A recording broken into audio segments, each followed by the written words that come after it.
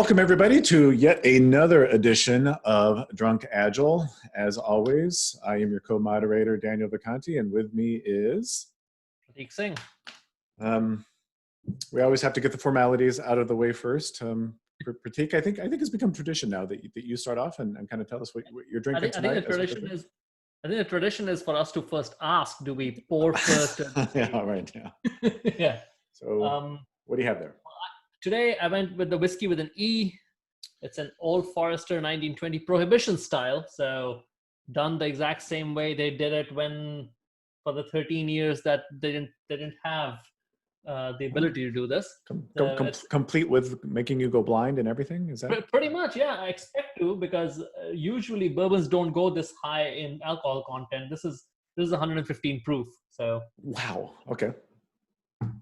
That'll be a good night then tonight. I went, unfortunately or fortunately, because of the lockdown, this is the last of my good stash. This is a 25, I'll try to get it to focus there, 25-year-old Auchentoshan bourbon barrel. We were talking earlier, because it's 25 years old, it's actually lost quite a bit of its, it's still cast strength, but it's lost a lot of bit of its alcohol. It's only a 44.8%. But an Auchentoshan nonetheless, so it will be great. So let me pour that. Let me get a nice big pour. And cheers, everybody. Cheers. That definitely looks it looks like a low alcohol Auchentoshan. Yeah. You can tell there's not much alcohol in that, which is both, I guess, good and bad. All right, so I'm going to mute myself and call for a second.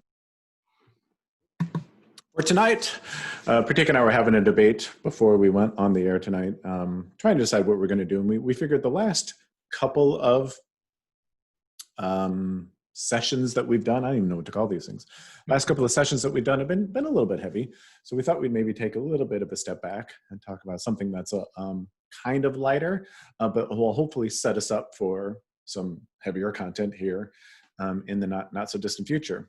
So if we can review very quickly, again, assuming that we're putting these out in order, because in full transparency, as of this recording, we haven't actually published anything yet. But assuming that we do publish in order, we've talked a lot about how teams collect the wrong data, things like story points, et cetera, et cetera. And we've talked a lot about how when they collect the wrong data, they do stupid things with them, and even if they have good data, they do stupid things with that data. But today we want to talk about probably an even bigger problem, probably a more foundational type problem, and that is, even when people are presented with the correct data, even when they're collecting the right data and they're inspecting that right data, people still do not make rational decisions based on that good objective data. They still behave wildly irrationally. This is kind of the basis of modern behavioral economics and things like that. But to kind of kick us off, Prateek, I know you have a really, really good story that you'd like to tell that kind of explains this idea of acting irrational in the face of good objective data. Yeah, and this is actually I first heard this on Malcolm Gladwell's podcast, Revisionist History, and it kind of stuck with me, because this is the story of Wilt Chamberlain, essentially. And for those of you who don't know Wilt Chamberlain, probably the greatest basketball player of all time. I mean, he, at least in comparison to his contemporaries, he dominated the game. This guy was just incredible. He was 7 foot tall, I think, almost, and very agile for, no pun intended, for being 7 foot tall. And if you look at the top 19 to 20 all-time highest score in a game, like most points scored in the game, he shows up, I think 12 to 14 times. I don't have the exact numbers, but he shows up 12 to 14 times. And I mean, anyone making a list of all-time basketball greats would put Wilt Chamberlain in their list. Now, that list of the top 20 most points scored in a game Wilt being there 12 to 14 times proves the point that this guy was very driven to score points. He really wanted to score a lot of points. Now, in fact, the top game, the highest it is done. In fact, do you remember what was the most number of points ever scored in a game in basketball? I want to say it was 100 points. Yeah, it was just over 100. Yeah, I think it was 102.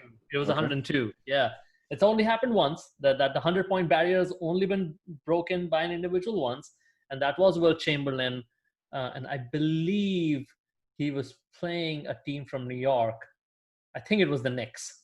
It might Of have course, been it was the Knicks. I mean, who else would it be?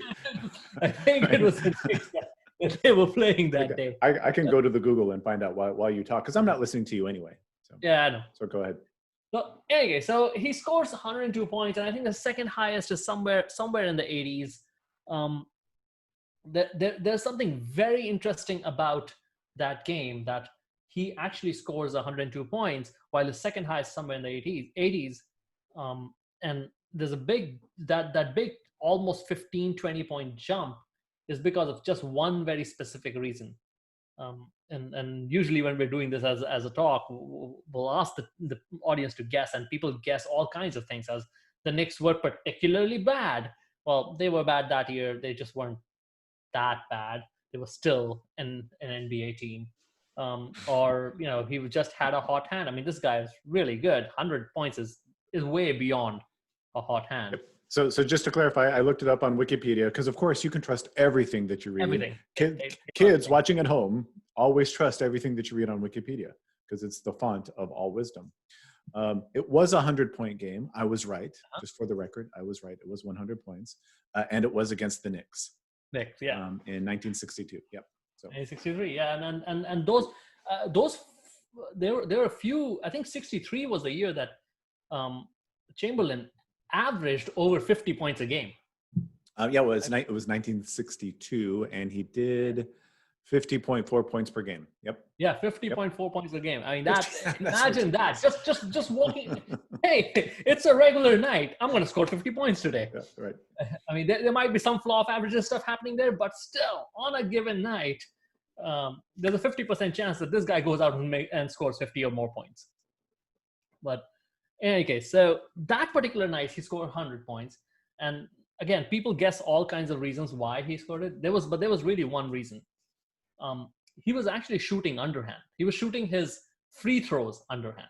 For those of you who don't know what a free throw is, when there's a foul in basketball, the person who has been fouled goes to what's called a free throw line, and no one can do any defense, and they just throw the ball up to get into the net. It's probably the easiest thing. If you are a professional basketball player, that should be just, well, I was going to say that should be a slam dunk. That should be as easy as a slam dunk. I mean, that's literally what you get paid to do. Go up there and shoot free throws. And Wilt Chamberlain, for a year or so, tried this technique of actually shooting the free throws underarm rather than overarm. Usually you'll see, any of you watch basketball, you'll see them on the line throwing the ball in overarm. He tried to throw it underarm for a while, and what that did was his usual free throw efficiency, the percentage of time he made free throws, was around 51, 52%. That night, it was around 85, 86%. So by switching to shooting underarm, to shooting free throws underarm, he gets the average points per game up to 50, up above 50. And he gets this free throw accuracy of 86%.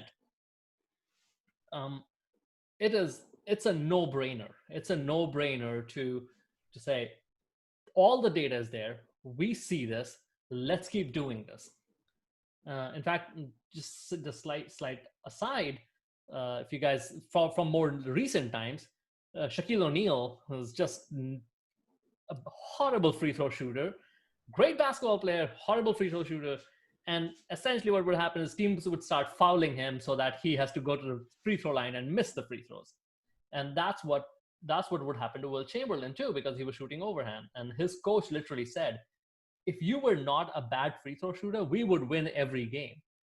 Because what you would have to do is take Wilt Chamberlain off, like your best player on the team. Towards the end of the game, you have to take him off because people will just keep fouling him to make him ineffective. Now, all that aside, all that background aside, guess what Wilt Chamberlain does after that season is over? Well, of course, he looks at all the data. He looks at how well he did shooting those underhand free throws. And he said, wow, this is working for me. I'm going to continue to do it. And I'm going to continue to shoot underhand. Of course, that's what he did, right? That's yeah, just like most of us in software development, we see something going great. We make a change, see it going great, and that's what we stick to. Yeah, actually, he does the exact opposite. He switches back to overhand. He made a statement like it made him feel like a sissy shooting underarm, because it's literally called the grandma shot, and he didn't want to be taking the grandma shot, so he switches back, and his efficiency falls down again on the free throws, and he never gets to that 100-point game again. He has a bunch of scores in the 80s, never gets to the 100 again. And yeah, he switches off. And in fact, later on in his autobiography, he says that was a mistake. That he much later on, he acknowledges that was a mistake and that was just the wrong move. But yeah, in the face of data, he makes the wrong decision. So, and we saw this over and over and over again, because for those of you who don't know, Prateek and I worked with Prateek at a company called Ultimate Software for, I don't know, 4-ish years. And early on, one of our jobs was to retrain. So Ultimate Software had been doing Kanban for a while, but one of our early jobs was to retrain all the teams, to give them a refresher on Kanban.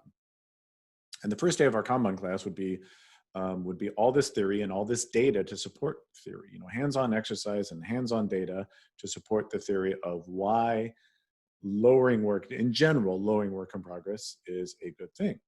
And in the afternoon of the first day, we would have teams play the simulation. For those of you who are familiar, it was called the Get Kanban game, the Get Kanban simulation. And as part of the Get Kanban simulation, at some point you have an opportunity, the teams themselves have an opportunity to control their work in progress limits, to either raise them or lower them. And so having spent, all, 6 hours in a class learning about why lower whip is better, when they get to the Get Kanban game and they have an opportunity to change their work in progress limits, like 95% of the time, the first thing that they did was to raise those work in progress limits. It was the very first thing they did. It freaked them out, to think that, wow, I'm only working on a couple of things at a time, even though all the data and all these exercises have showed me that that's actually that's the right thing to do. Now, the astute listener out there could be saying, well, maybe this really just speaks to the quality of Dan and Prateek's training, and there's probably some truth to that. But 95%, that's a pretty clear signal, I think. Yeah. And it might have even been higher. It might have even been like 98, 99%. It was like, only every once in a while did we get a team that would do it on their first. We see this all the time in practice. How many times have we gotten testimonials from managers, that we're coaching, when they lower work in progress, how good things are. And the second we leave and we go to work with another team and we go back 6 months later, they've raised all their work in progress limits. So that to me is the most interesting part. It's because I kind of get it, because I'm a slow learner, so maybe the first 5 or 6 hours did not sink in, but especially when we and because it was all exercises and fake data, it did not sink in the class. But especially when we work with managers day to day for a course of a month or two, and they see their own data, they see their own work reflect how well they're doing by lowering whip, and then they go back and up their whip limits again. That used to baffle my mind. I mean, that just did not make any sense whatsoever. And then as we discovered the realm of behavioral economics and all these examples of people making bad decisions in the face of good data, it just made more and more sense that they're just being human. They have been trained to do this. Yep. So for people who haven't heard about the whole behavioral economics thing, um, and I'm grossly oversimplifying here, so please no nasty comments or emails or whatever about this, but generally speaking, classical economics is built upon the premise that on average anyway, people behave rationally, presented with the right information at the right time, that people will make rational decisions. And modern experiments have shown us time after time that is simply not the case. That humans, for the most part, they a lot of times they don't even have the right data, but when they do have the right data, they will not behave rationally. They would not behave as you might expect. And there's a whole bunch of behavioral science and biases and things like that we can talk about, that we could bore you to death with. But this is, I think, one of the fundamental problems with Agile in general, but methodologies like Kanban and Scrum in particular. Like Scrum, it's right in the Scrum guide that Scrum says it's built on empirical process control. It's like, it's totally built on empiricism, which is a wonderful thing. The problem is, again, there's an assumption that people will automatically behave empirically, that they will, number one, grab the right data, and then based on that data, they will make the right decisions. You can't make that assumption. Kanban's the same thing, that people will understand, they'll rationally get that, hey, lowering WIP is better, and focusing on cycle times and delays is a good thing. And, it's better to have, good flow efficiency as opposed to good resource efficiency, and all these things. There's all kinds of data to support these things. But again, faced in their day-to-day lives, people will just not behave what we would expect from a rational expectation. Yeah, and just for the listeners out there, you made 2 points there, which I think are critical. One is that we don't always collect data, the ideal data, and two was, even when we do collect the ideal data, we don't behave in the ideal manner. And I love the name of the talk that you came up with, which was a twist on Scrum's inspect and adapt, the inept and inapt, where we're inept at gathering the right data, but even when we do gather the right data, we use it in inapt ways. Yeah. And so there's and this is where things get a little murkier, but I think this is going to set us up for the next talk. Is there's an even more kind of probably important problem that we haven't discussed, because right now we've been talking about, it's kind of binary. Do we have the right data or don't we have the right data, right? We've kind of been in that world, where in the real world's much messier. It's Mm-hmm. There's lots more shades of gray, if you will. And that is, especially when we're talking about forecasting, especially when we're talking about making decisions, generally speaking, those types of activities are dominated by uncertainty, right? That we could do the whole Donald Rumsfeld thing or whatever, but there is so much uncertainty in terms of what we know and in terms of what we don't know, that it makes making decisions that much harder. So, the first part of this conversation has been about, well, either we have the data or we don't. Well, what about in these worlds where we have imperfect information or incomplete information or whatever, and there's a whole bunch of uncertainty? I don't know, without giving away the punchline, because I think the punchline is a later talk. Yep. I mean, can you say something about how humans behave in those circumstances? I think we're generally threatened by uncertainty, or at least our mindset becomes completely wrapped when we talk about uncertainty, and we've seen that even in the latest crisis with the pandemic, with COVID. There's so much uncertainty. Is this thing going to continue? Are we going to stay on lockdown? Are we going to go back into lockdown? And yes, the being quarantined has its own effect on the on how people think, but just the whole discussion, the uncertainty discussion, and not knowing when something is going to happen, I think it messes with people's minds, and we're not comfortable with uncertainty.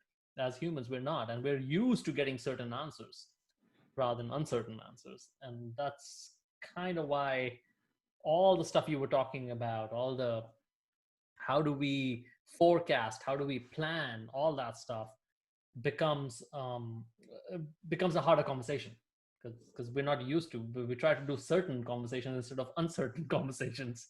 Yeah. There's a to kind of foreshadow what we're going to be talking about. If we haven't mentioned Annie Duke before, we probably should have. But I'm sure we have talked about Annie Duke at some point. We have. I'm sure we have. Absolutely. And her book Thinking in Bets. But she's got a good. I don't know if is it a TED Talk? I don't know if it's a TED Talk or some. TED Talk out there. Yeah, she does. Some talk out there, and I believe it's called Risk Schmisk. I think it's that one's a TED Talk. Yeah. I think it's a TED Talk, and it's this idea, and I wish I could remember the gentleman's name.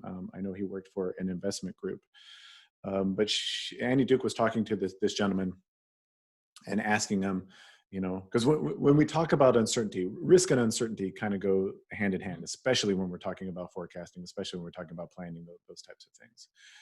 And Annie Duke asked him, what's the biggest risk, right? What, out there in your mind, what is the biggest risk? And I believe without hesitating, I think he answered it, immediately. And he said, the biggest risk is believing you have a winning strategy when you have a losing one. Yep. And honestly, if I think all Agilists out there could understand that, because there's a lot packed into that statement, but if all Agilists out there could understand that, that you have to go in, assuming this is kind of, I'm riffing on your line here, I'm stealing your thunder. You have to go in assuming you're wrong, right? And kind of one of the whole points of Agile is trying to figure out how wrong you are as quickly as possible. Mm-hmm. Because you can't assume that you've got a winning strategy, because there's, as good a chance, if not better chance, that you've got a losing one. So we need to find out that as quickly as possible. Yeah, and to quote another author, Taleb's anti-fragility concept, I think applies perfectly here, because he talks about not fragile, not agile, but anti-fragile, which essentially is things that get stronger when they're in chaotic situations or when they're disturbed.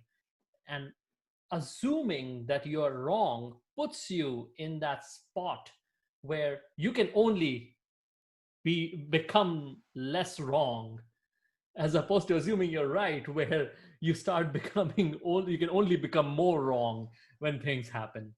So, we would want you to design your system in a way, and again, this is a lot packed into one statement, design your system in a way that it gets better when you're proven wrong, rather than it gets worse when you're proven wrong.